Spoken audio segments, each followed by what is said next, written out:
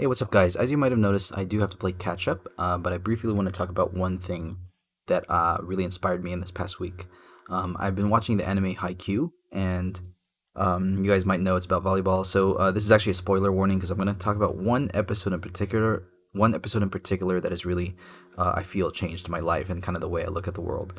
So in the first three seasons of Haikyuu, the main character Hinata is very focused on jumping really high, being the spiker, and like even though he learns a lot of things about teamwork and there's a lot of character development already in the first three seasons, it's more about like playing to his strengths and playing the role on his team. But in season four of Haikyuu, in the very beginning of the season, basically there's this volleyball training camp and he's not invited.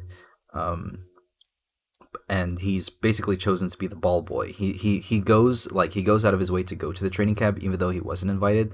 Everyone's like, "You're stupid. What are you doing?" But he goes anyway, and they don't kick him out. Instead, they ask him to be the ball boy, and he's very upset about that. He really wanted to play. He was kind of like taking it a little bit too far, I think, with that decision. But he tries to figure out like what how he can take advantage of being the ball boy, and he tries to think about all the advice that people have given him about try to figure out the best thing you can do as the ball boy. And what he figures out is that he can actually study the game from an outside perspective now. He was so focused on watching just the ball and just spiking and jumping high and figuring out what he can do in his position. But he starts like observing the blockers, the receives, the serves, like the position of the players, like all this stuff about the game, and he starts really studying the game. Um, and That's pretty much it. I don't want to talk too much about like the details of like what happens because it's not really relevant. But how that inspired me is like it's really made me think about how I approach my life, and I always really wanted to get good at one thing. I wanted to like make sure I had singular focus all the time. And I sort of pigeonholed myself into like, okay, I'm an artist, I'm an art teacher, I'm an animator, and I'm just gonna focus on getting good at just really, really getting good at that. But what that caused is like it made me ignore all these other facets of life that I knew I was lacking in, but I chose to ignore because I wanted to focus on one thing.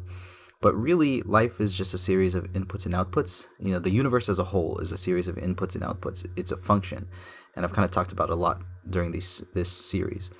But life, because we're living in this world, is a series of inputs and outputs. So at every moment, there's like a question that's being asked, like what can you do, and what are you looking at? What are you feeling right now? And what's like the best thing you can do right now?